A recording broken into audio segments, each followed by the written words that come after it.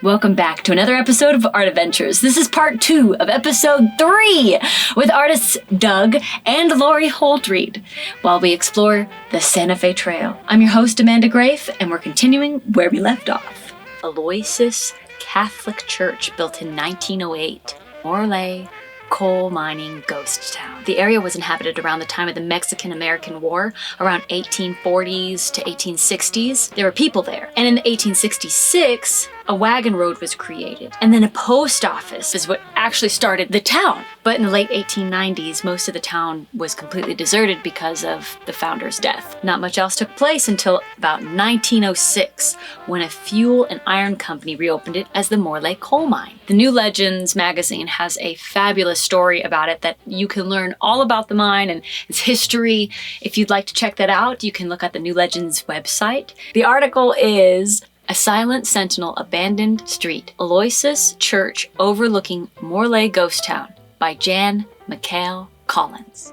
Trinidad, Colorado, which is where Doug and Lori live, is in the county of Los Animas. Los Animas translate from Spanish to lost souls.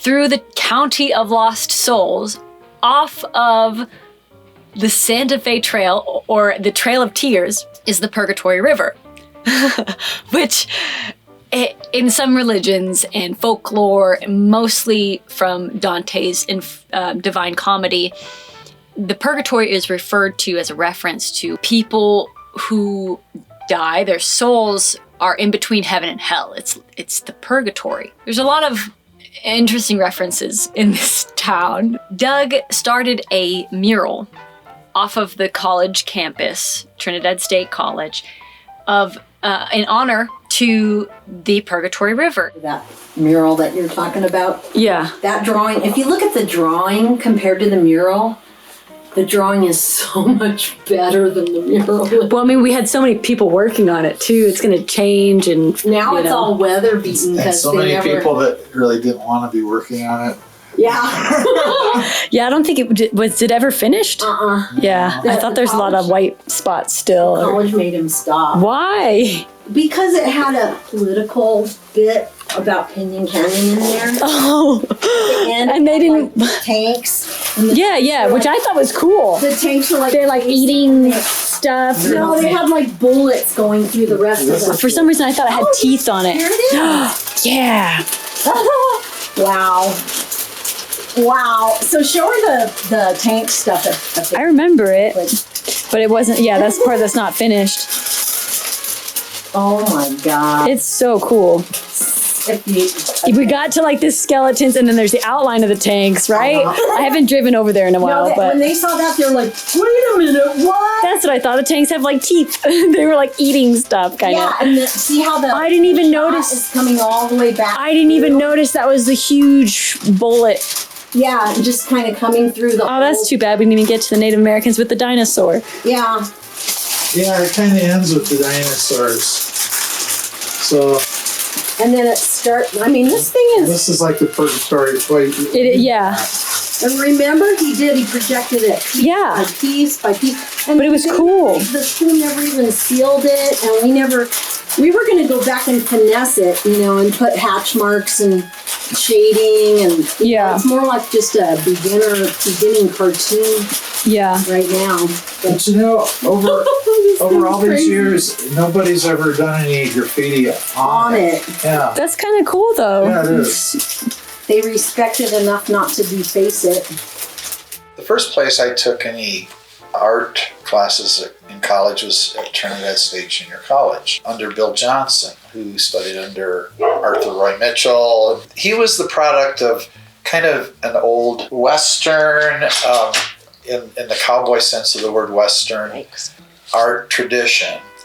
And it was very much like a New York illustrator culture that he was coming out of. And it was real sort of narrow in the sense of what he considered to be good art. So everything that I learned during my time under Bill Johnson was like a recipe book. It was a very formulaic And it was way. realism, right? Yeah, realism and dissecting your canvas according to the golden mean and all these ways of thumbnails composing.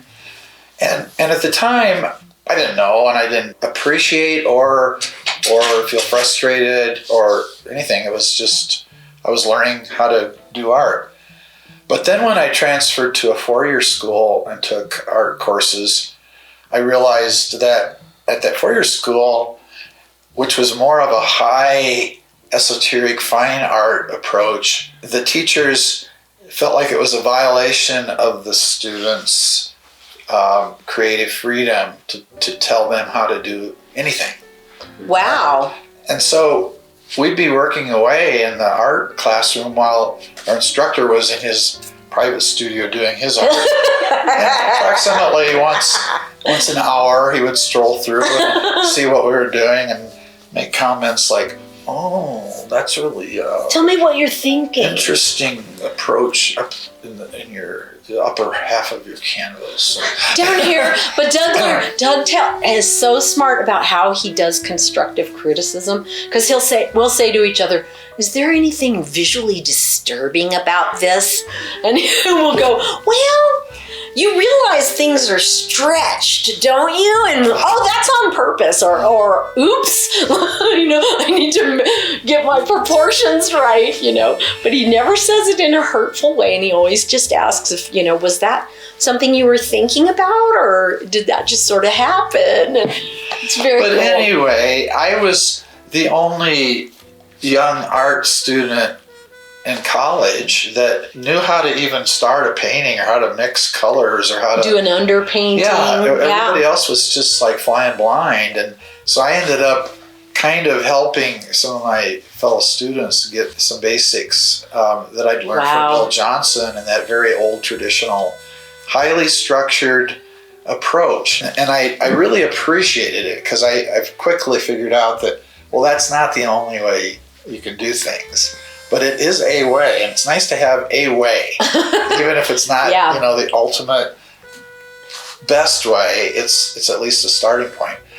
So in my own teaching, I tried to teach students a way, but in the process say there's nothing sacred about this. There's nothing that says you have to do it this way, but this is a way that will work, and you can try it and then deviate from it or build on it or reject it. The education process for me was delightful and well done. And then when I teach it myself, I don't think I am really academic about theory or anything like that. I think I use really pretty much a childlike, organic way of doing art, because those art journaling experiences, I don't want people to think as much about product as process, so that they have a way to experience art, to feel the flow experience, or what's it called, the hypnagogic trance experience, and to realize that it's a way they can express themselves. And some of them have never dabbled in it at all, so it's very intimidating. Education surrounding art and teaching someone how to honestly and authentically express themselves is very intriguing to me. But I think it's also important to talk about it, which is why we had that conversation. This all leads us to our final location in the center of all of Los Animas County, and off of the Santa Fe Trail, not far from the Purgatory River, maybe less than a mile, is the county courthouse, designed and created by the Wright brothers, who helped build landmarks of the Morley mine town as well, and buildings from our previous episodes. The most beautiful buildings that I found in Trinidad, Colorado are almost all designed and created by the Wright brothers. Not all of them, but a lot of them. The same Italian marble from the Fox West Theater is also in the Los Animas County Courthouse. Detailed staircases and banisters are all over.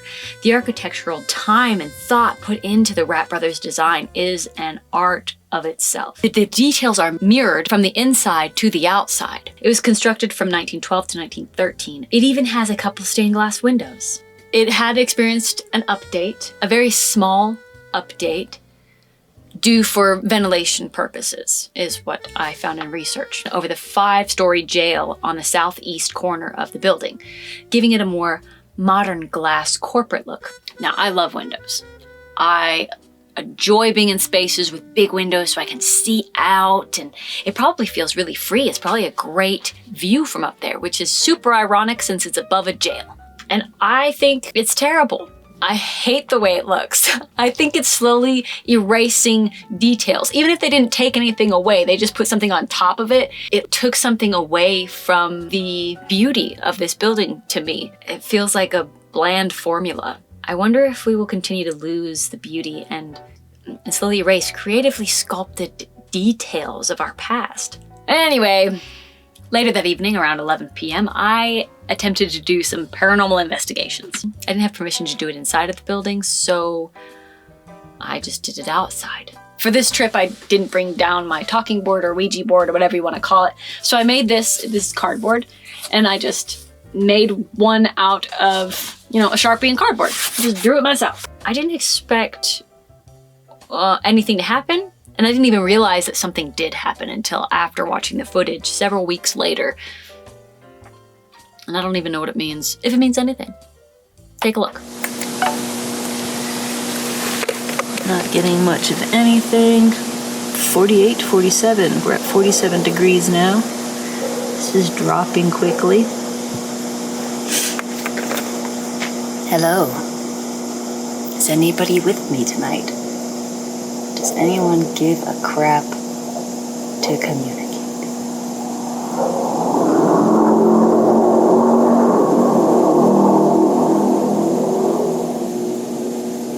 Is anybody out there? Anybody at all? Want to chat? Don't be intimidated by the camera or all of the gear. I just want to be able to hear you, and I can't with my naked ear. So if you want to communicate, go ahead and push my fingers around on this here board, or the planchette. Just push the planchette. I'm lighting up some pressure here. My fingers are so cold. Is there a God?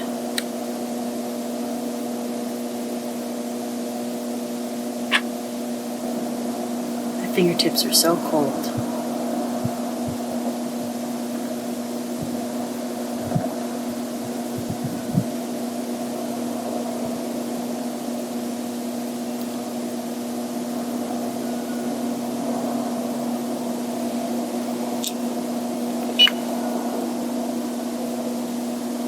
Degrees. Put it back on MG and max.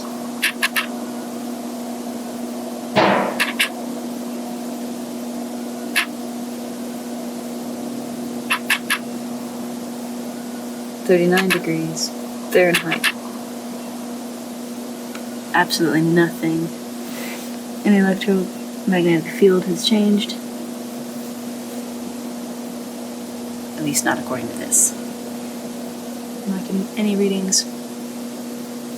It is pretty cold.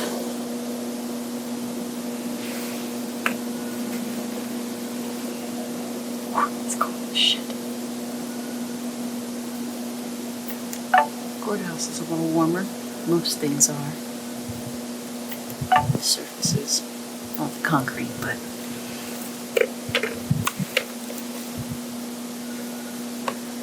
I think I moved my fingers up a little bit so we're off of the eye. 38 38.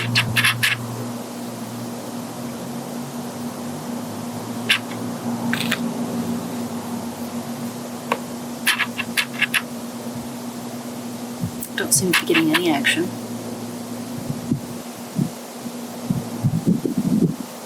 I'm not gonna say goodbye because, nothing ever happens with this shit.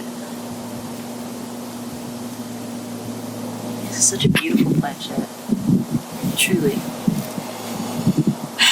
Fuck. I'm gonna start on 5. Make my way up to the eyeball. If you're innocent, come forward. I'll do my best to help you.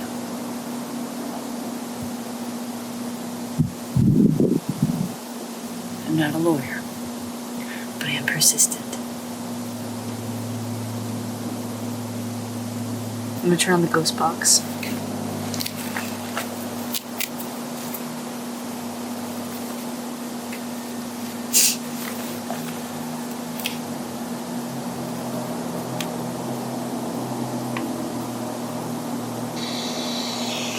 All right. Are you guilty?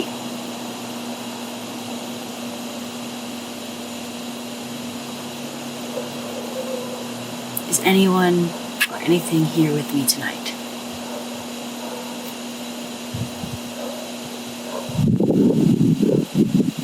Does anyone want to communicate? Are there any lingering things that happen in this courthouse that someone should know about?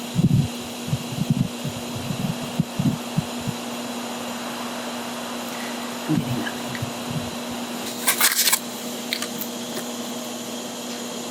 It's only been like 14 minutes. A couple more seconds and it'll be 15. Hey. It could be interference, I have no idea. 15 minutes. That's all we played for. It's not much, but it's something. It's fucking cold out. And we are outside of a courthouse. And the police station's right there, so. If nobody's gonna talk to me, why risk bullshit, right? Just put this on. So it's not much, but it is odd. This is the infrared flashlight that was in my bag, which you may or may not be able to see like a red dot, because unless you have like the full spectrum camera that I had used, you can't see the light from it. It's not visible by human eyes. The way it turns on is this. It's a very deliberate click, and it has never turned itself on before or after this incident that I know of. And I use it all the time. It's always on my investigations, usually in my pocket or something. And the timing of it is a little odd, but it may not mean anything. It turned on after I asked if there was a God.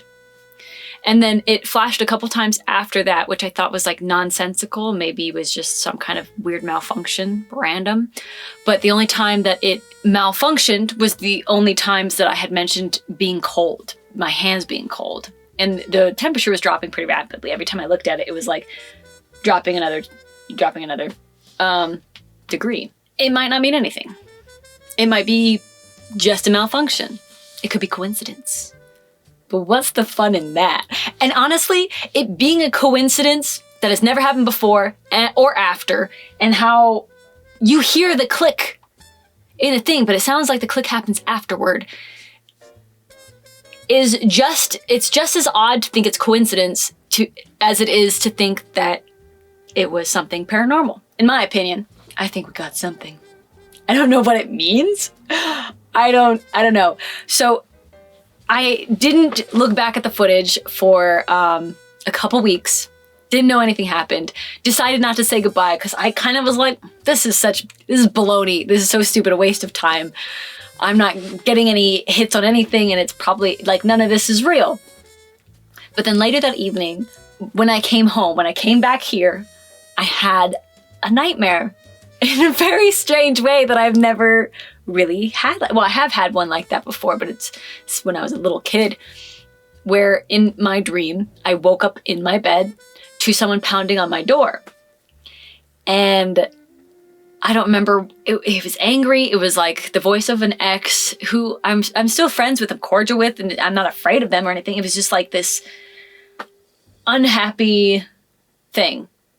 And I kept saying, leave and don't come back. Leave and don't come back. And then he came in, and what ran by my bed and into the bathroom, which is behind this camera, was a short, like, shadow figure type of deal. It reminded me of a little boy with a man's voice. And he like darted in there, and I just kept saying, leave and don't come back.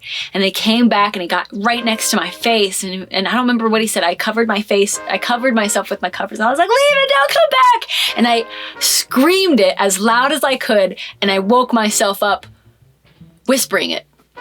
Like, leave and don't come back. And I was like, wow. and then I was really relieved that it was just a dream. How do I measure something like that? How do I make it scientific? I can't. It's just emotional. But it's odd. And then I started having more dreams like that where I'm waking up in the space that I went to sleep in with the only other dream. This is, okay, now I watched the footage and I was confused by it. And I felt worried and guilty about like really strange things. I went to a church just to see what it was. I just felt strange. Obviously, in my head, right? And then I felt better and I was fine and I just let it go. And then I was spending time with a friend and I told him what happened, and he was like, it's intention. And he does believe it. He has an experience with the Ouija board where he saw some really scary stuff that affected him. And I was worried about that. And I don't want to hurt other people I don't want it to be negative. It doesn't have to be negative. Why does it have to be negative? Like, it's just communication. That's how I'm looking at it. But then I stayed in a hotel room and I had a dream that I woke up in that bed. Someone was wrapped up in sheets and like freaking out, being killed or whatever, but I didn't see a murder. I just saw the figure. I don't know if they were I don't know what was going on. It was like, it kept happening and then it started and they were like, words. And then the friend that I was with was being affected in my dream. He was asleep and didn't notice anything, but I could see this entity messing with him and doing things to him and like throwing him around, and I was trying to help and scream and wake him up, and I don't want to hurt the people around me. So even though I am not necessarily afraid and I feel like I can handle myself and I can communicate with things that I don't really understand or try to and hold my own soul, I don't want to put anybody else at jeopardy. It felt like it started affecting other people, which is probably just off of the conversation we had, but it's still like weird. Weird dreams. This time I'm trying to yell and wake him up, and not even wake me up. I'm trying to help the other person. I'm trying to help wake them up because this entity is messing with them and they don't even know it. And I didn't like it, but I can't scream. And then I woke myself up. Bah! When I finally got it out, I woke myself up with it. So I don't know if it means anything. Talking about dreams after playing with a freaking cardboard. Like, how? I don't understand. I don't understand. But do I keep doing it? Do we keep doing this? I don't know. I don't want to hurt anybody. I don't want to hurt anybody else. I want to know if anything's out there. I want to help people. I want to be present, and I want to love, and I want to be creatively fulfilled, and I am curious, and I have this really odd obsession with, like, I have so many Ouija boards, talking boards, whatever you want to call them. I have them out the booty. I have them placemats. And it's not even I just gravitate and have them. Sometimes people give them to me, and I made one with the intention of using it in that way, but I didn't think anything was going to come of it. Not that I think anything really came of it, because nothing happened on the board. Nothing happened on the board. I don't know. I have no idea. Maybe my mind's just playing tricks on me. I don't understand it. What do I want? What do I want out of all this? What are my intentions? curiosity. I want to bring out the good. How does this help anybody? I don't know. I just feel like I have to do it. I feel like it's something I need to do. I feel like I need to